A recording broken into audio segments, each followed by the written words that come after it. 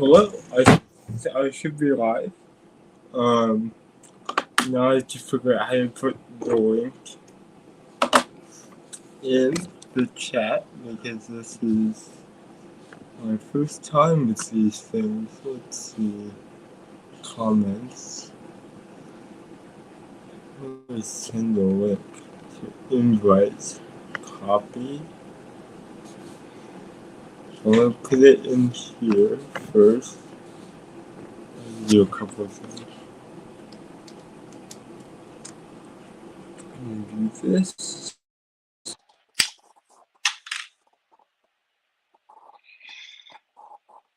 I wonder if you're supposed to put it in the YouTube chats. I don't know how to do that exactly. But we'll figure it out together.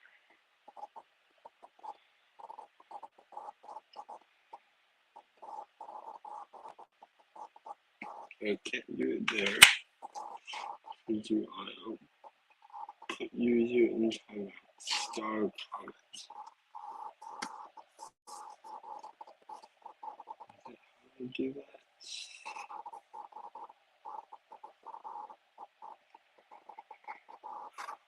Apparently not. Anyway, if you want to join me, you should click the link in the chat and we can talk about things that might be interesting to you or to me, or hopefully to both of us.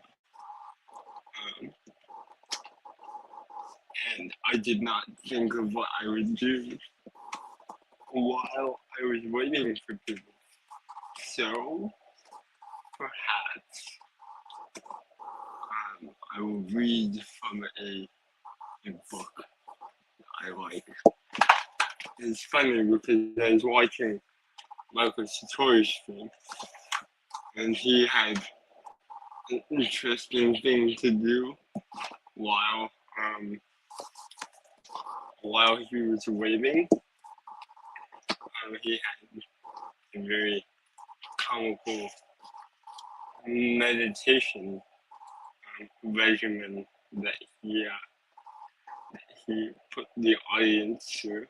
Unfortunately, I'm not running this through OBS because I'm too lazy to. Let's see. Yeah, I'm too lazy to run it through OBS. I'll hopefully get that online soon so that I can be a bit more professional.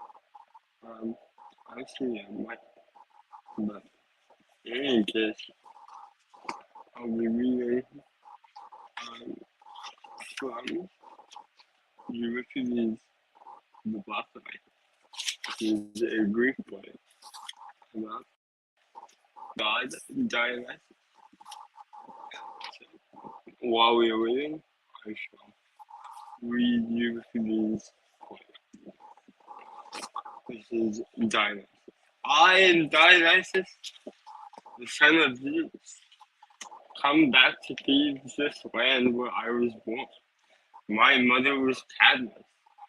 Cadmus's daughter, Semele by name, midwifed by fire, delivered by the lightning's fire. And here I stand, a god incognito, disguised as man beside the stream of Dirce and the waters of Ismaelis. There before the palace I see my lightning-blasted mother's grave, and there upon the ruins of her shattered house, the living fire of Zeus still smolders on, in deathless witness of Hera's violence and rage against my mother. But Cadmus wins my praise. He has made this tomb a shrine, sacred to his daughter. It was I who screened her grave with the gleam of the clustering. Alright, guys, I think you will be, at least for now, listening to a Greek play while you do have some choice. So I hope that is enjoyable for you. until we hopefully get some people in. I shall continue, still Dionysus. Far behind me lie the gold-rich lands of Lydia and Phrygia, where my journeying began. Overland I went, across the steppes of Persia, where the sun strikes hotly down to the Bactrian fastness and the grim waste of Media. Thence to blessed Arabia I came, of towered cities where barbarians and Greeks mingling live, my progress made. There I taught my dances to the feet of living men, establishing my mysteries and rites that I might be revealed to mortals for what I am, a god. And thence to Thebes, this city first in Hellas. Good morning, good afternoon. Must be morning for some people. I think it's morning in Hawaii. So, if anyone from Hawaii, good morning. But for most of us, good afternoon. Good afternoon. If you would like to join me, the link is in the chat. Otherwise, I shall continue with this play, the Bacchae. This city, first in Hellas, now shrills and echoes to my woman's cries, the ecstasies of joy.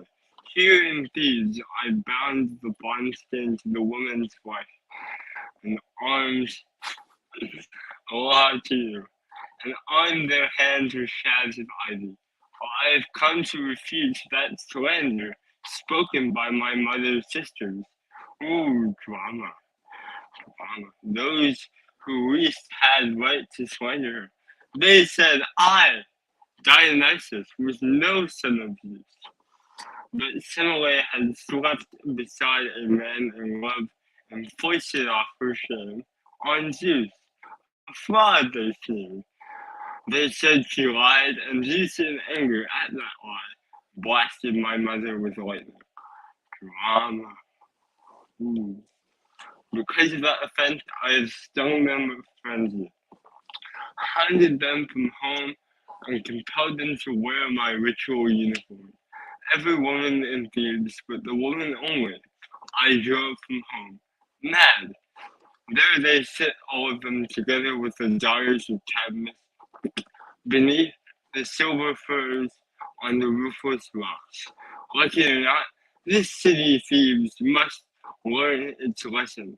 It lacks initiation in my mysteries, so I shall vindicate my mother, Semele, and stand revealed to mortal eyes as the god she bore to Zeus. Cadmus the king has abdicated, leaving his throne and power to his grandson Pentheus, who revolts against divinity in me.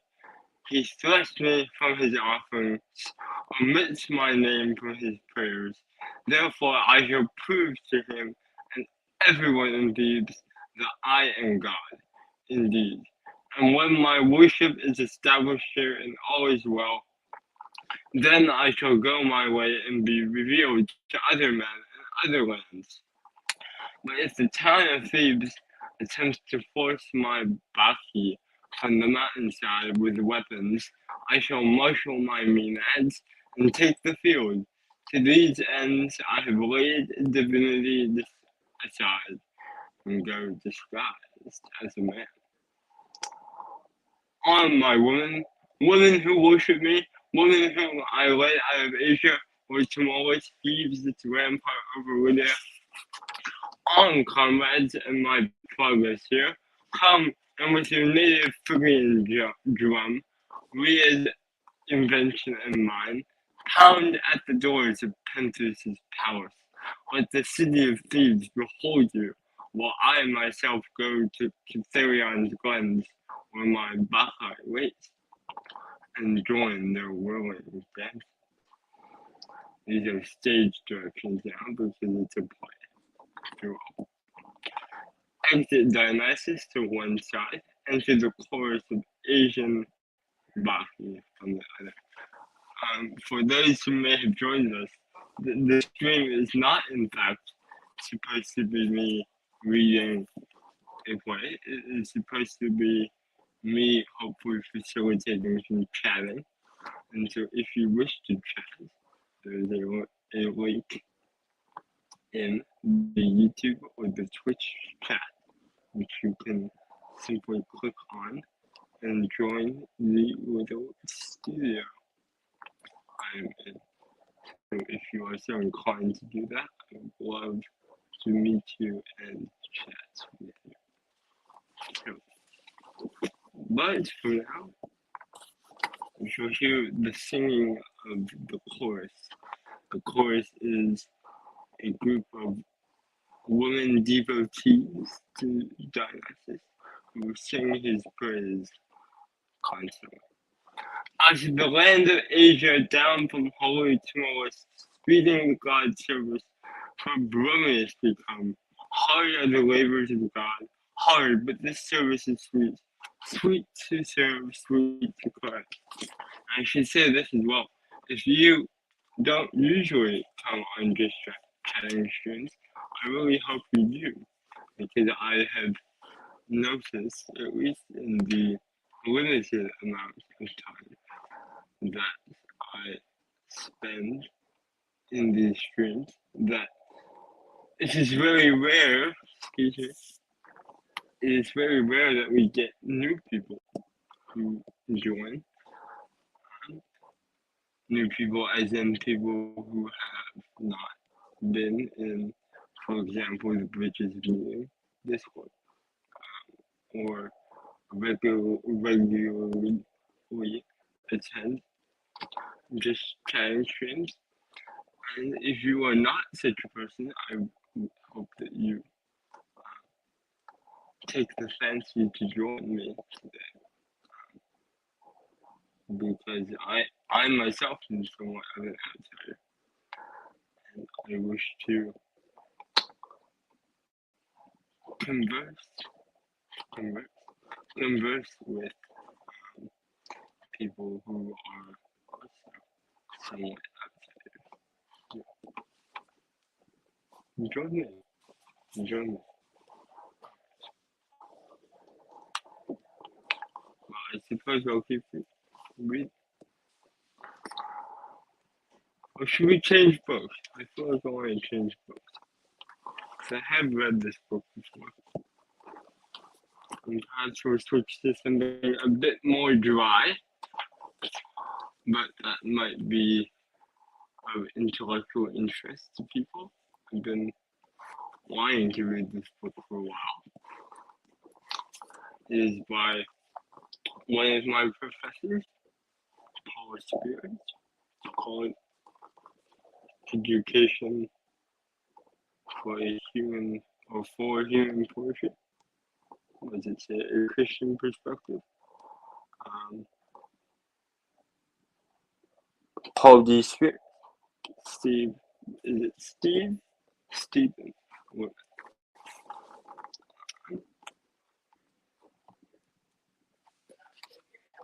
I shall just. I'll begin from chapter 1. So we're actually talking about relevant things. Let's see. Series preface. I don't want that.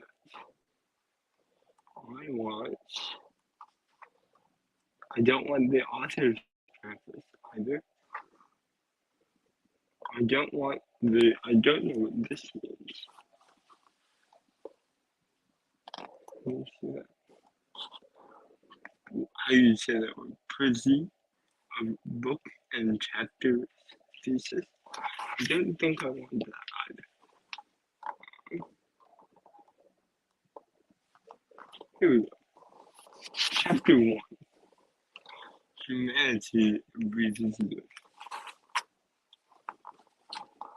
I, at least, Lord, have difficulty at this point. I find my own self hard to grasp. Great is the power of memory, an awe-inspiring mystery. My God, a power profound and infinite multiplicity. And this mind, this is I myself. What then am I, God? What is my nature? That's from Augustine's Confessions. It is my pleasure. I'm gonna get your name.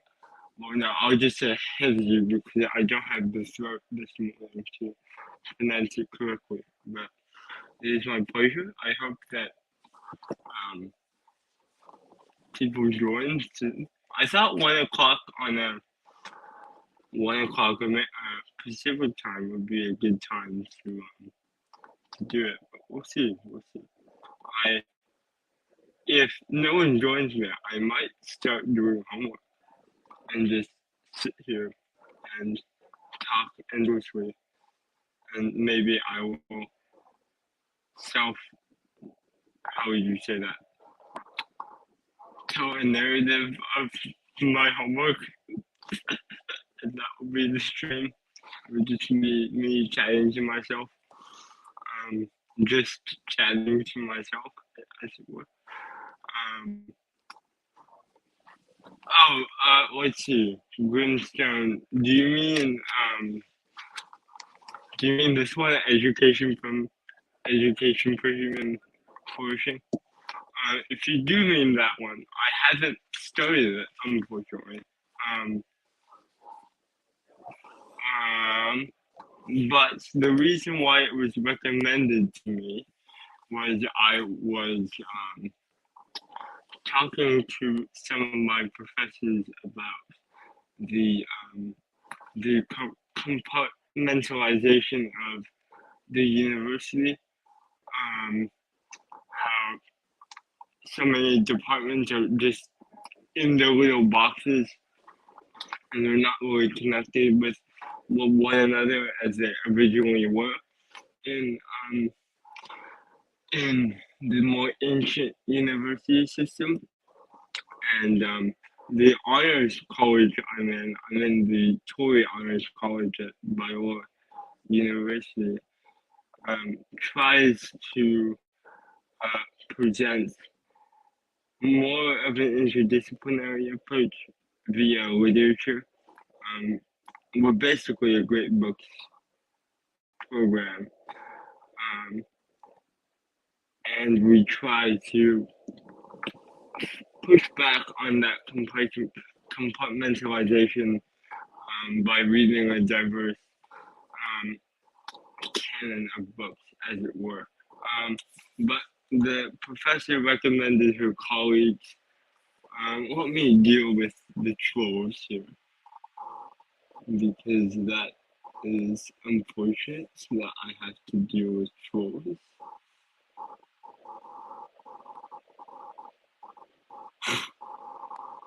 I don't know what that was in reaction to, Gartham. But I have to do. I shouldn't be highlighting that, but yeah. Anyway, so this book was supposedly supposed to address the compartmentalization of the university Grimstone, and I've had so little time to read it that unfortunately it's been sitting on my shelf since the beginning of September, so more than 2 months. And I really wanted to have office hours with Dr. Spears because he's actually a really interesting thinker. But got it. Yeah, that's what I suspected. That's what I suspected. But in any case, yeah, well, I'll say what I hope I will take away from the book. One would be just sort of a vision of what a diversified university would be, that integrates all the different disciplines. because I don't really have a vision of how that would be laid out. Um, but second, I also hope that it gives me a practical mindset that I can take into my education every day. That tries to avoid um, the compartmentalization I was talking about. So um, I guess I'll continue with it. Continue from the 4 words I read.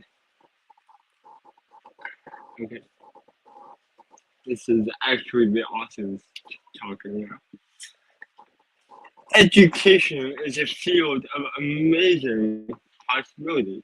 The opportunities and obstacles that present themselves in today's modern classrooms are challenging.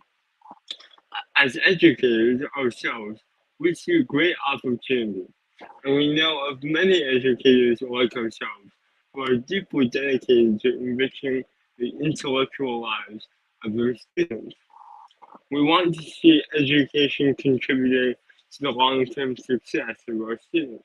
But while we learn all about student assessment, we find it hard to assess ourselves within our own discipline. When we try to understand the value of or reasons for a certain educational standard or assessment method, we often find ourselves unsatisfied with the explanations and unsure how to continue to question what seems to be, in our eyes, a problematic method.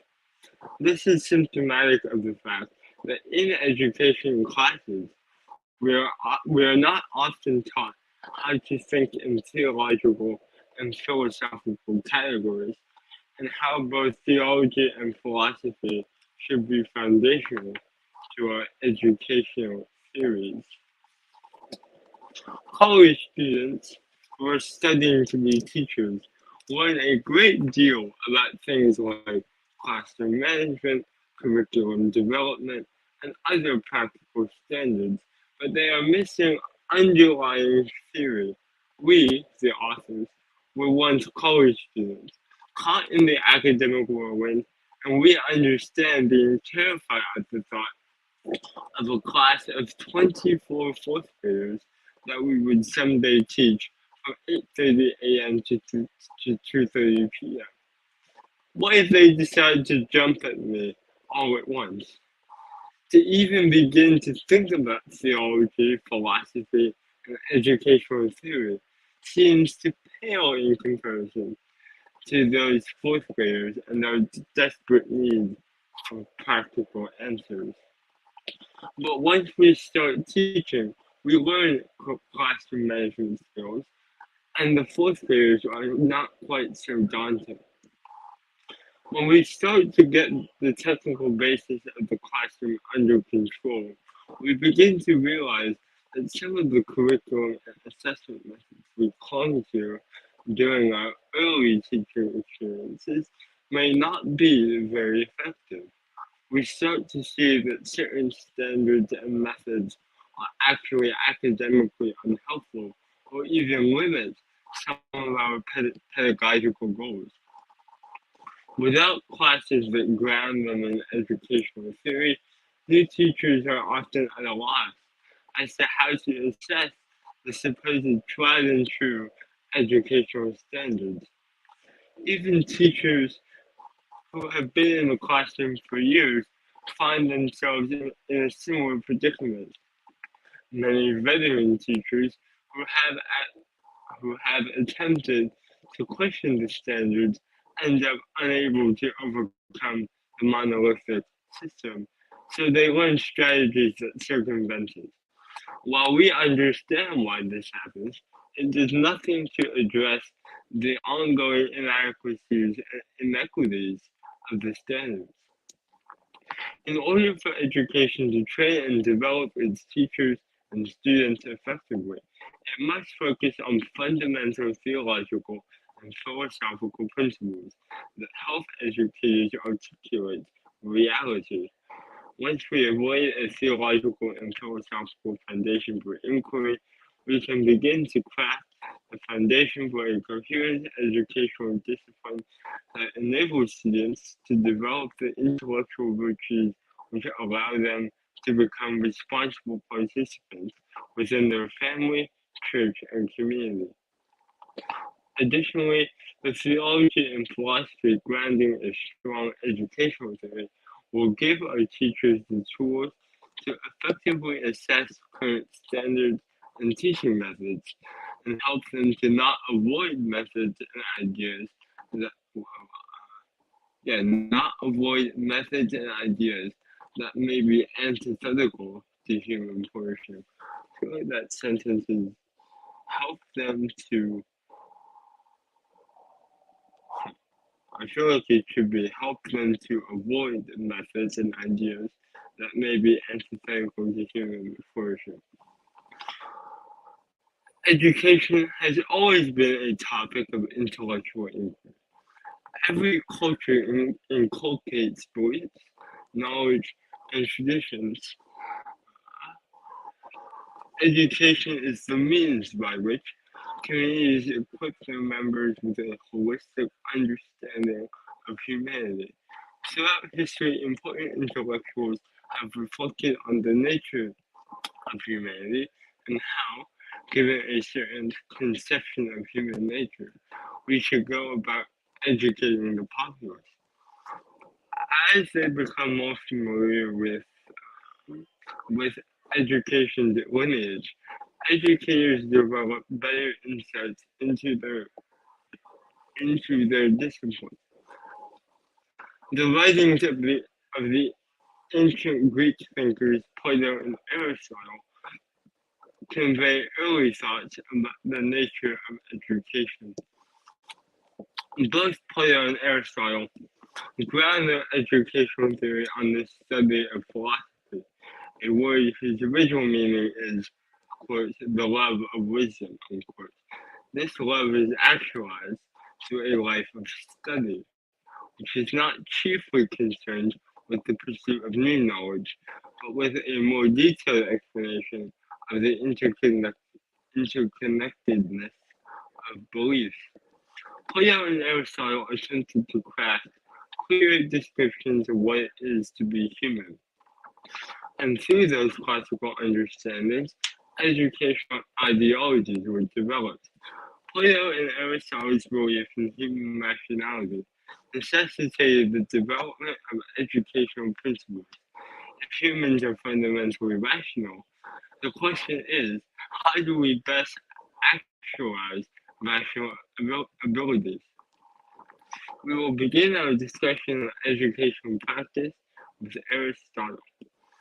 An educated, an educated person is grounded in the essential concepts of reality so that he or she can act ethically. To act ethically, we must have the proper desires and feelings or responses to reality. In his Nicomachean Ethics, Aristotle states that humans are political, which means they are social beings by nature. Proper existence within society requires proper treatment of others. We must act upon our knowledge of what is good. A developed understanding of human nature allows us to understand what true human flourishing looks like. Education, then, is the means by which humans are trained to be able to properly evaluate diverse situations and act in such a way as to benefit themselves and their society. This can be understood as being educated for virtuous action. I want to try and figure out how to pin this link because I want to make this as accessible as possible. My view comments show up on StreamYard. Okay. Um, how do you in a logo.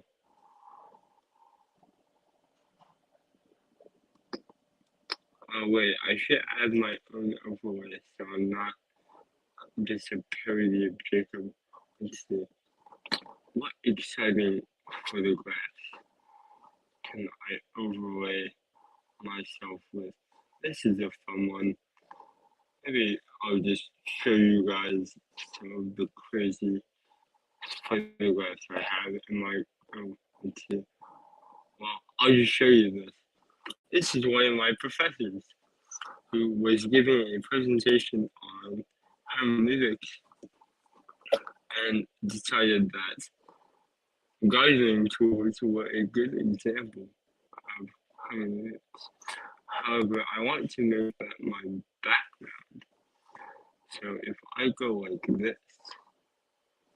this is exciting. And let's go, but that's really bad. I'll go like that. Oh, come on. Oh, that's sad. Okay. Hold on. Oh, I'm now just in a void of darkness. Let's see. How about we just take a nice mountain picture, like the one in my, like the one in the thumbnail. Let's see. I should have a good one right here. Let's see what this is. Oh, come on, photograph.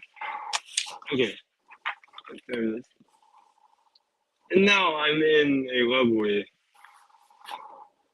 I think this is the ocean, a lovely ocean view where we can continue reading about education.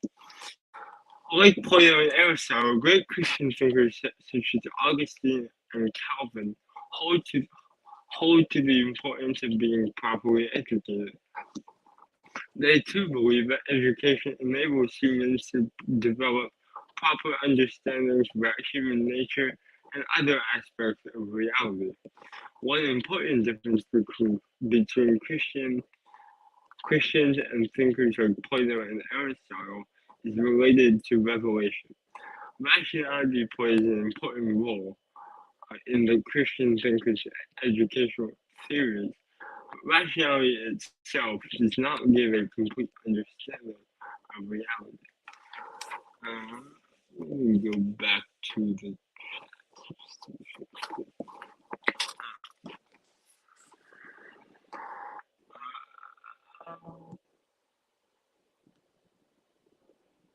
okay. Humans need divine revelation. Plato and Aristotle would disagree. This disagreement plays a seminal role in how human beings believe we access reality.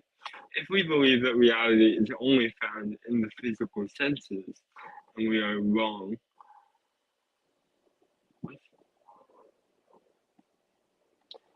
If we believe that reality is only found in the physical senses, and we are wrong, this limits our oh, I see. So this is a type 1, type 2 error. So, hypothetical. If we believe that reality is only found in the physical senses, and suppose we happen to be wrong, this limits our access to information that may exist outside the empirical realm. Our beliefs about human access to reality structures the means we use to gain knowledge about the world and how we teach others to pursue that knowledge. He goes on to talk about Augustine, Calvin. Ooh, he talks about dualism. Okay, I'm going to skip a bit to a section called Anthropology. What is it? Anthropology Revisited? Yes, and then what is it? Investigative. Okay, Anthropology Investigative. And I will reiterate, let me recopy the If you are watching and you wish to join me, perhaps we can talk about this book. Perhaps we can talk about a book you are reading, or a video you have watched, or something that interests you in general. I'm interested in a whole variety of things. If you wish to chat with me about those things, then please click the link that I have just posted in the chat and join me. In English. Anthropology investment. Understanding basic metaphysical concepts is essential to developing a proper anthropology. Okay. Metaphysics is concerned with vital philosophical questions such as the nature and essence of things, cause and effect, and the nature of humanity. It is called, quote, first philosophy because it deals with basic principles of philosophy. Metaphysics analyzes the nature of things that are not exhaustively comprehended by the physical senses. Things such as consciousness, the immortality of souls, freedom of the will, and God are real entities that cannot be investigated empirically. Dualism is an important metaphysical concept that undergirds our anthropological investigations. We believe that dualism, and specifically substance dualism, is the most effective way by which we can best explain fundamental issues in human ontology. That is, the fundamental or essential properties of humans. In Body and Soul, philosopher J.P. Moreland points out that throughout the majority of human history, most people believe that human nature consisted of two parts, a physical body and a non-physical soul.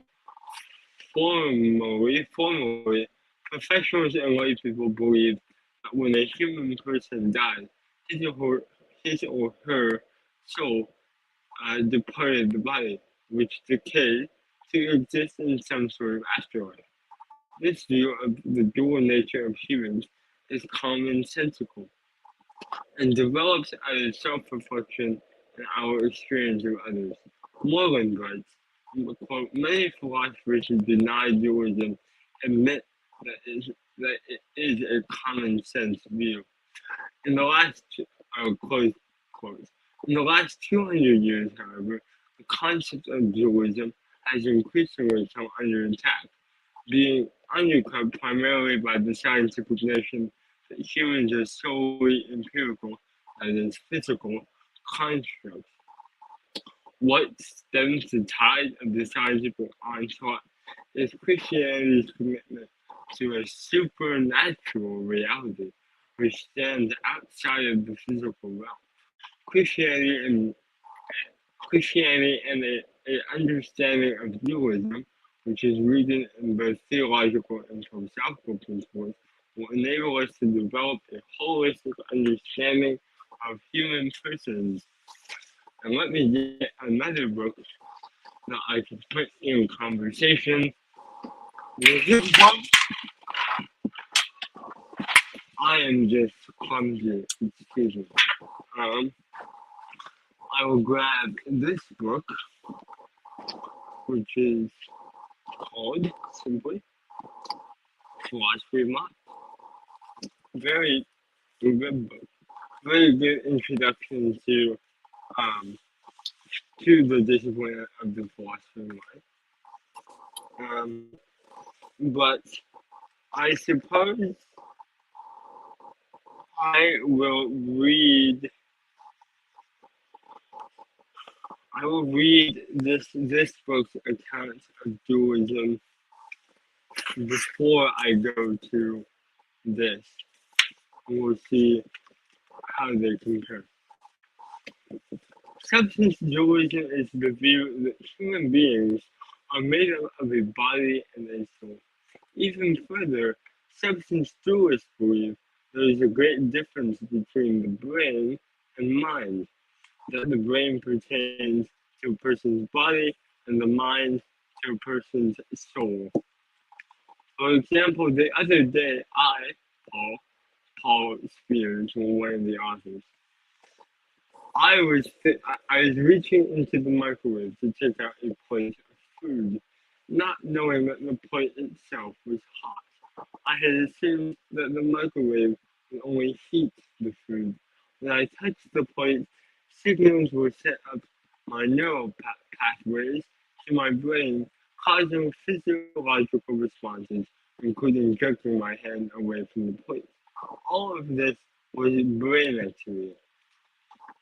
But the thought or experience of pain was not the physical event. Instead, it was the mental event that took place in the immaterial substance of my soul. Even now, as I reflect on the event, my memory of the event occurs in the substance of my soul and not in my brain. Still, the substance and doers must account for the connection between body and soul. Philosopher Dallas Willard explains it in this manner: the soul is one non physical dimension of the person. A human person is a non physical, that is, spiritual entity that has an essential involvement with a particular physical body. The brain, then, a piece of meat that is of more than usual interest, is one part of the embodied dimension of the human person. It too is integrated by the soul into one life, along with all the dimensions of the person, at least one always will. Dr. Willard's point is that to think properly about our essential human nature is to think of it as an integrated whole between our material body and our immaterial soul. When we interact with the world around us, our body in concert with our soul our body works in concert with our soul to enable us to consider, react, and think about the world we live in. This view of substance dualism is at odds with popular notions of contemporary science. Broadly, views about human ontology come in two major forms: physicalism and dualism. Basically, physicalism holds that humans are nothing more than material substances that can be examined through the senses. Physicalism, therefore, puts knowledge about human persons solely within the purview of the sciences. Since physicalism holds a place of authority modern ac- inside modern academics, it is important that we understand the basic principles of this view. Physicalism briefly continued. For a physicalist, human ontology is understood in terms of what we can know through our senses, and these descriptions are best mediated through the, through the disciplines that make up the hard sciences. The disciplines of physics and chemistry explain humanness as a grouping of particles that are configured in certain orderly ways. The sentence Bob is a man or Bob is human only suggests that Bob is a set of complex structures that form in a multiplicity of properly ordered configurations that conform to a certain pattern which is denoted as human. Human beings turn out to be nothing more than a specific type of structure within the physical universe, which is made up of millions of other complex structures. A human can be described specifically as a system that has a body made up of tissue, has a brain, and a nervous system. Humans are also categorized in terms of their brain's ability to perform complex compositions as compared to other sentient forms of to other sentient life forms' ability. According to the physicalists, human beings are just one of many complex systems within the universe. And to think of humanness as special is the height of narcissism. Princeton ethicist Peter Singer states, the traditional view of the sanctity of human life will collapse under pressure from scientific, theological, and demographic developments. By 2040, it may be that only a lump of hardcore, know-nothing religious fundamentalists will defend the view that every human life, from conception to death, is sacrosanct. Singer's commitment to physicalism results in an ethic that devalues human life, rendering it no more important than any other life form. The physicalist also has difficulty explaining first-person perspective.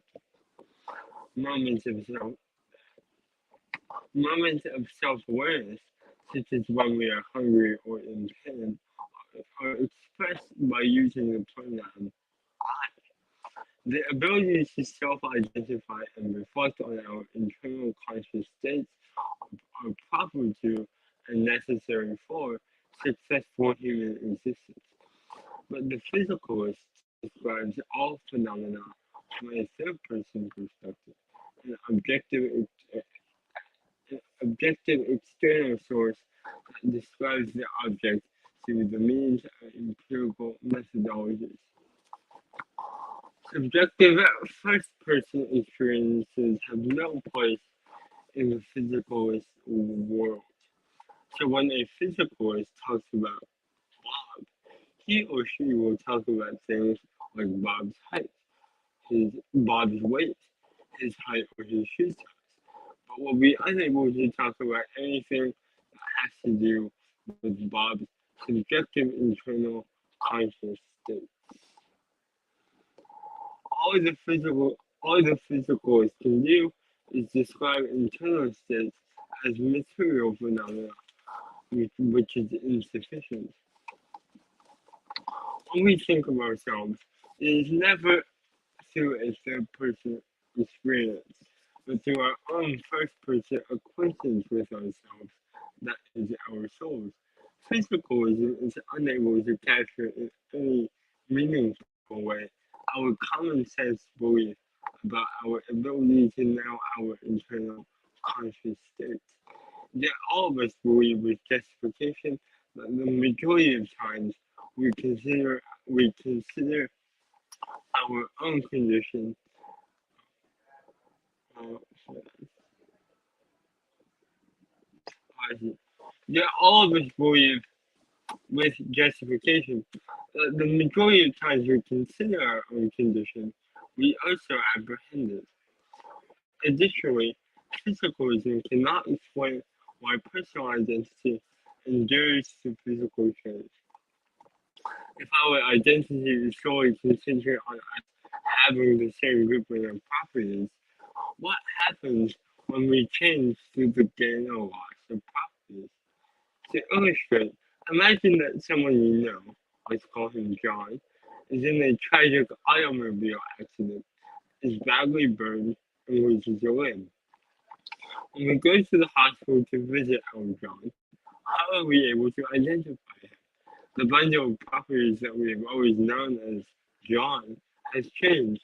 Both his burns and the loss of his limb have changed the way that we perceive him. And yet when we visit with him, we still call him John. Not only that, the person we are visiting in the hospital still self-identifies himself as John, and he gives historical accounts of himself that are consistent with what we know about our friend John. Physicalism can give no adequate account of why we know our friend who has been disfigured is still John. Our ability to know John, even though his external state has changed, seems commonsensical to us because we interact daily with human beings on a soulish level. is this interaction with one another's transcendent soul is the foundation of interpersonal relationships. So we can see how physicalism fails to holistically articulate the fundamental properties that make up our anthropology. In this light, we will consider a dualist explanation of humanness.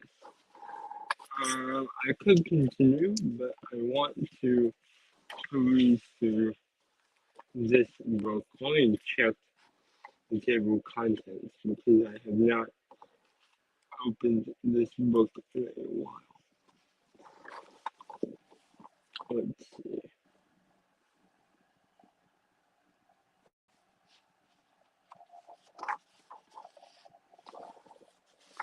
So, let's see.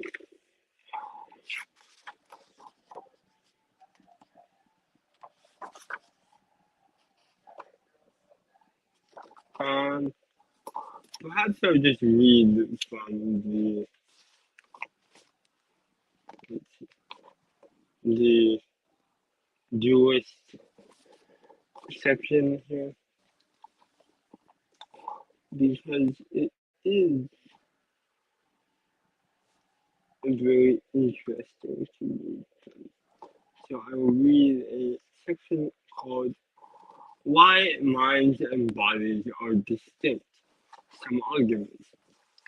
Before we consider the supposed difficulties with Descartes' interactions and dualism, let us consider some arguments that apparently favor the dualist thesis that minds are distinct from bodies. Most of the arguments we will consider are Cartesian, some of them perhaps only vaguely so, in the sense that they can be traced one way or another to Descartes' second and sixth meditations, and that all are at least Cartesian in spirit. It is not claimed, however, that these are in fact the arguments that Descartes offered, or that they were among the considerations that moved Descartes to advocate substance dualism. You might want to know, first of all, what anyone would think of minds as substances. Just a moment.